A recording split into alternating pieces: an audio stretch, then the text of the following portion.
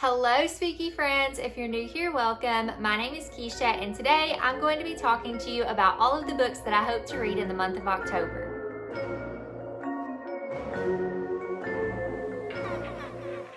It is finally here, it's October, it's fall, and it is the time where I come alive.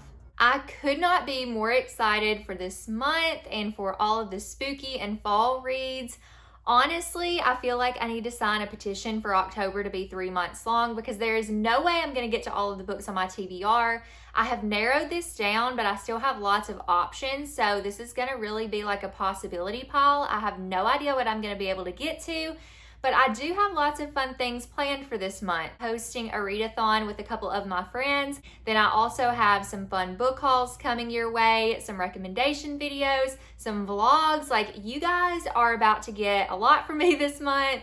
Not quite as much as what's coming at Christmas unless I hit too much of a burnout wall, but I'm just very excited. This is one of my favorite seasons and one of my favorite times of year to create content. So yeah, I have lots of fun things planned, but you guys are here today to hear what I'm planning on reading this month. So let's just go ahead and jump into my TBR. So like I said, I'm hosting a readathon this month, and that would be Boookathon, which is a spooky middle grade readathon that I'm hosting with my friend Gwen from Gwendolyn Kinsinger and Gabbi from Gabbing About Books. I'm very excited to be hosting this readathon with two of my best friends, and they actually are new to the spooky middle grade genre, so I'm very excited to hopefully get them to do a deep dive into this and see if they love spooky middle grade as much as I do.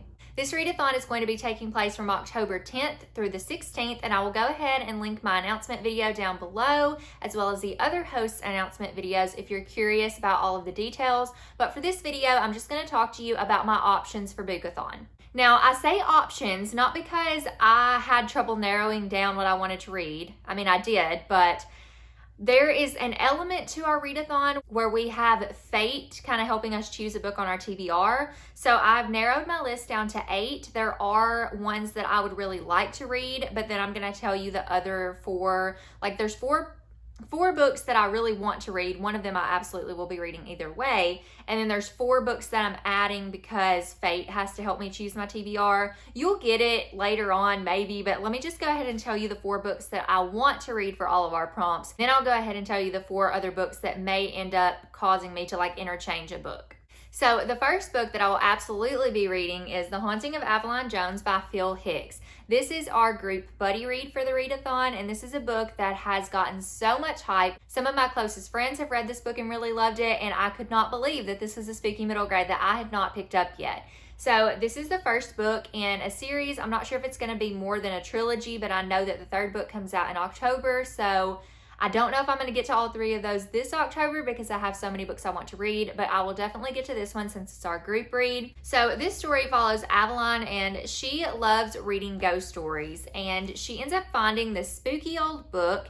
And not only are the stories spine-tingling, but this book belonged to a girl named Primrose Pemberthy, and she vanished mysteriously, never to be seen again. Intrigued, Avalon decides to investigate Primrose's disappearance with some help from her new friend, Harold. Now someone or something is stirring, and it's looking for Avalon. I'm really excited to get to this one. Like I said, I think it's going to be a great spooky fall read, and I've heard great things about it, so I'm really excited that this is our group read pick for Boookathon. Now, if I have it my way, these are the books that I'm going to be reading for the prompts, but they could be interchanged, so just know that. But the first prompt for Boookathon is to read a book with a spooky building on the cover. And for that one, I chose Ravenfall by Kaylin Josephson. I've been really excited to read this book. Kaylin Josephson is actually the author of the Stormcrow young adult duology.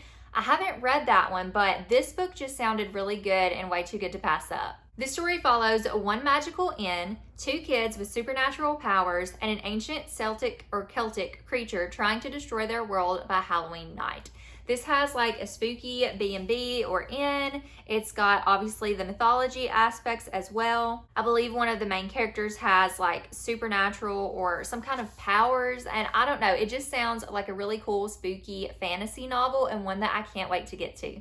Next is to read a book set during or around Halloween. So the one that I chose is The Halloween Tree by Bradbury. I've been looking forward to this book for such a long time. I heard about it a few years ago, but I just recently hauled it, and so I'm excited to read this one. I love this cover. I don't know if you guys can see it because of the glare, but I love how it's like a skull, but then you have all the different characters within that. I love the art style of this, and I'm very excited to read it this spooky season, regardless of whether or not it ends up being for the readathon or not. So this one I'm not really sure a ton about. It says, join the sinister Carapace Clavicle Mound Shroud, that is a name, as he takes 8 trick-or-treaters on an unforgettable journey to find their missing friend, Pip. Travel through space and time from the tombs of ancient Egypt to the gargoyles of Notre Dame Cathedral, all the way to the cemeteries of Mexico on El Dia de los Muertos, the Day of the Dead. Is Pip still alive? And if so, can his friends save him before it's too late? This is a classic novel, and I'm really excited to read it. I think it's a little bit of like upper middle grade, lower young adult, but hopefully I enjoy this one. I don't always like the classic writing style, and I think this was maybe written in the 70s, but hopefully I will enjoy it. And then lastly, the last prompt is to read a book with ghost or ghoul in the title. So last year I read The Ghoul Next Door by Cullen Bunn, which is a spooky middle grade graphic novel that I absolutely fell in love with. I gave it 5 out of 5 stars. And this year I found out there's a sequel. I don't know how I missed it, but it's called Up to No Ghoul, again by Cullen Bunn and Kat Farish. So I'm planning to read this one. The first book follows our main character, whose name I've already forgotten. His name is Gray. Okay, so Gray makes friends with the ghoul next door. It has a really fun, spooky story with friendship at its core. It has amazing illustrations. I don't want to show any with spoilers, but I mean, like, you never know. So here we go. If you haven't read the first book, I highly recommend, but I'm really excited to get to the second book this spooky season. Now, if something doesn't work out and fate would have me read different books or a different book for the readathon, these are also options that I have. So I added this one because I believe Gabbi has this on her list. So it's Spirit Hunters by Ellen O. I've recently hauled this book as well, and it's one that I've seen around for a while, but I haven't been super interested in. It is the first book in a series, so obviously if I like this one, I will continue on. But this follows Harper Rain, and she doesn't like her new house from the moment that she steps inside. It makes her skin crawl and her hair stand on end. There's an energy to the house that just doesn't feel right. There are rumors that the Rain family's new house is haunted. Unexplainable events and tragedies seem to have befallen every family who's ever lived there. Harper isn't sure she believes those rumors until her younger brother Michael starts acting strangely. The whole atmosphere gives Harper a sense of deja vu, but she can't remember why. Harper knows that the memories she's blocking will help make sense of her brother's behavior and the strange and dangerous sensations she feels in this house, but will she be able to put the pieces together in time? I love books about memory. I love haunted house stories. I feel like this is going to be a good one. So I don't know why I've waited so long to pick it up, but if it does happen to be one I get to, I'll be really excited for it. And this would fill the prompt, if needed, of the spooky building on the cover because you have the spooky home. Next, to fulfill the same prompt, which would be the spooky building on the cover, I have Disappearing House by Malinco. This was on my TBR last month, but I wasn't able to get around to it. So I read Malinco's debut novel, Ghost Girl, last year and really loved it. And this story follows our main character, Jack. And Jack is counting down to the 5-year anniversary of her cancer diagnosis, when she will hopefully be declared NED, or no evidence of disease. But around this same time, this mysterious house appears at the end of her road, and she is not quite sure about it, where it came from or why it's there. And she and one of her friends are actually dared to go into this haunted house and finds all kinds of creepy things there. And it kind of ties in with some trauma that she's experienced in her life with her cancer diagnosis. So I think this is going to be a really great exploration of trauma and of that fear that comes with it. So I'm really excited to hopefully get to this one too, regardless of whether or not it's on Boookathon TBR. Like I said, these are just all kind of like possibilities. Next, I have The Halloween Moon by Joseph Fink. This would fulfill the prompt of reading a book that is set during or around Halloween. And this is about a girl named Esther Gold, and she loves Halloween. So she is determined to go trick-or-treating again this year. Even though her parents think she's too old, she's gonna go. But when Halloween night rolls around, things seem a little bit odd in her town. No one is answering the door, the moon is an unnatural shade of orange, and strange children roam the streets wearing creepy costumes that might not be costumes at all.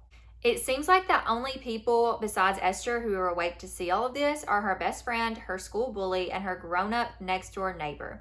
Together, this unlikely crew must find a way to lift the curse that has been placed upon their small town before it's too late, because someone is out to make sure that Halloween never comes to an end, and even Esther doesn't want to be trapped in this night forever. So, this sounds really, really good. This was actually a readathon pick for the Readers Creepers readathon last year. It was their group pick, and I never got around to it. So I was really hoping to get around to it this year. And finally, another option is Ghost Squad by Clarabelle A. Ortega. This book has been on my list for a really long time, and I just recently hauled it. And so this would fit the prompt of reading a book with ghost or ghoul in the title because it has ghost. And I believe that Gwen and Gabbi both have this book too. So, I mean, why not buddy read it? Regardless of whether it's for Boookathon or not, I think it would be a good option. So this follows our main character, Lucely Luna. And for Lucely Luna, ghosts are more than just the family business.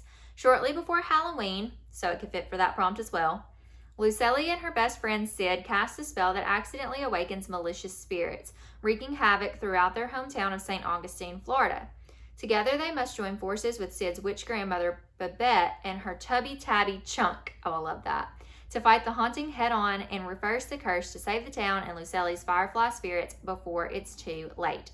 It says this has the family dynamics of Coco and the action-packed adventure of Ghostbusters. I mean, that just sold me.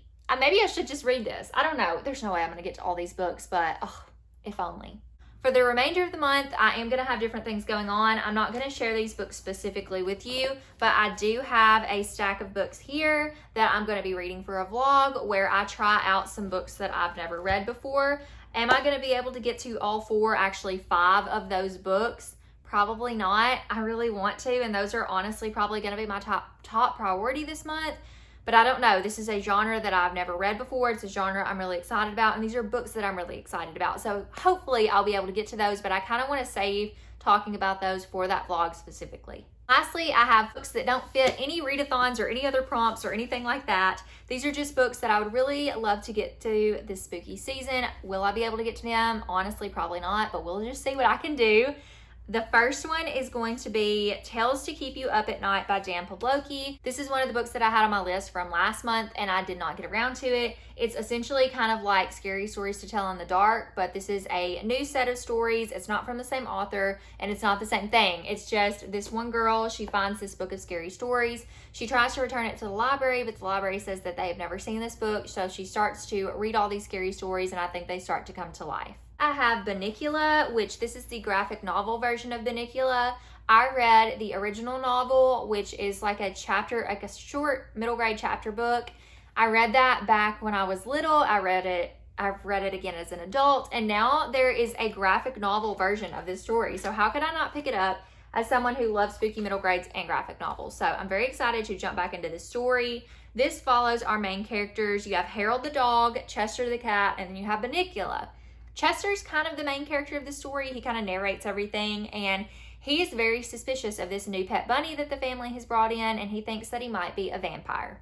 Then I have Crumbs by Danny Sterling, and I believe this is like a witchy, maybe young adult romance. I mean, obviously it's a romance. Look at that cover. You can't not think that's a romance by that cover. So I think the witch has like this bakery, and so her name is Ray, and then Lori is this guy, and he is a barista, and I think she like goes in there every day because she just like loves him, and I don't know. I don't really know all the things about it, and I don't really want to read the back because I want to kind of go in a little bit blind, but this is a really cute graphic novel that a few of my friends have read, and so I'm really excited to own it now, and maybe I'll be able to get around to it this month. Some other options I have are Garlic and the Witch by Bree Paulson.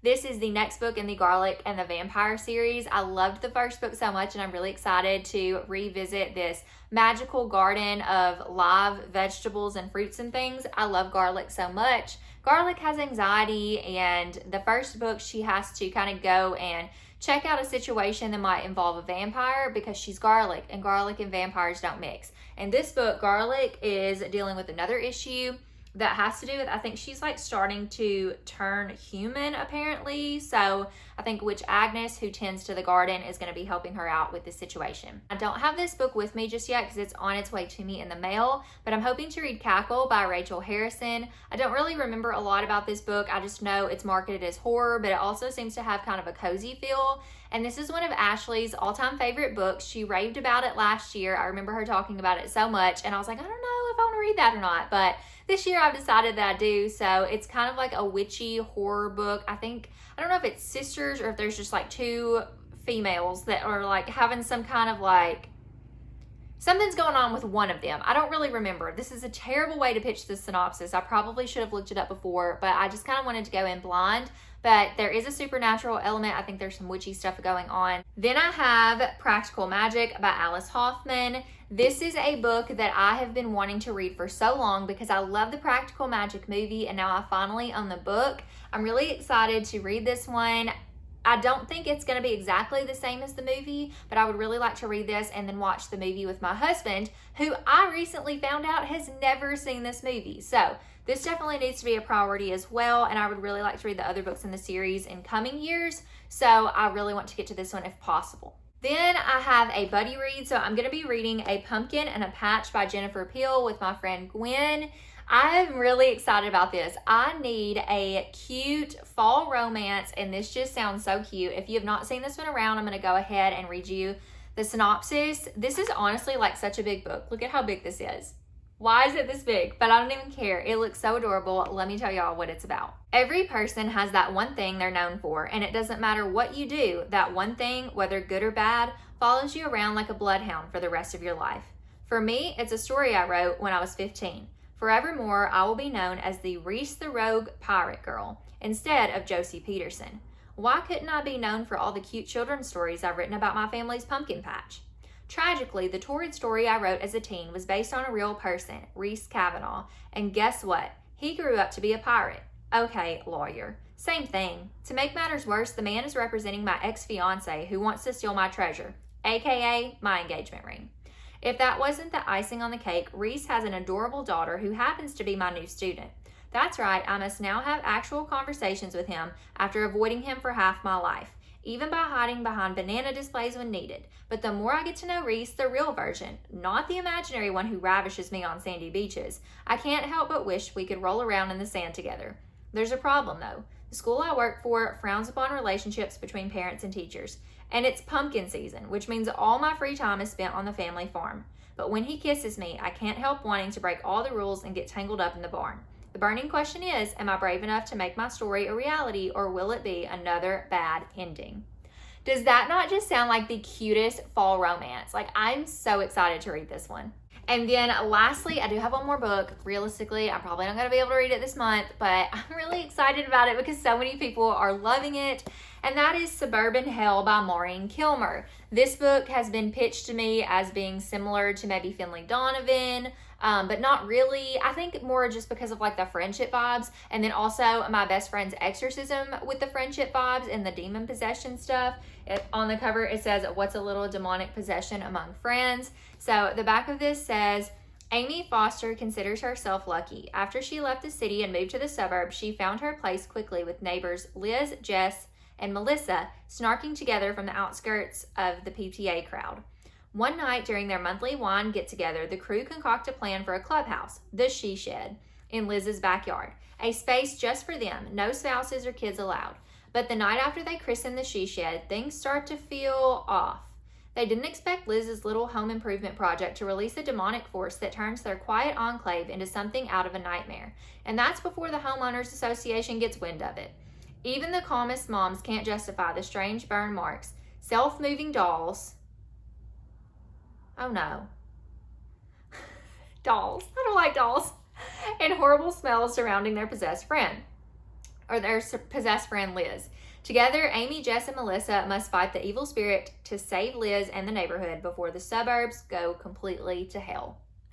That just sounds like so much fun. I mean, I don't know why. Who am I saying that this sounds like fun? But my best friend's exorcism has ruined my reading taste, or actually made it better. But don't judge a book by its cover. don't judge a book by its title. There are good books out there in all shape or form, and I'm really excited to hopefully get to this one this spooky season. All right, y'all, that is all of the books that I plan on reading this month. I do have a buddy read that I didn't mention because it's going to be in the stack for like the books that I don't want to talk about yet. So, and I'm also going to be buddy reading Cackle. I forgot to mention that with Lauren, and I might actually be buddy reading it with more people as well because I know some of my other friends are reading that book this month. So I'm really excited to be able to share that experience with them.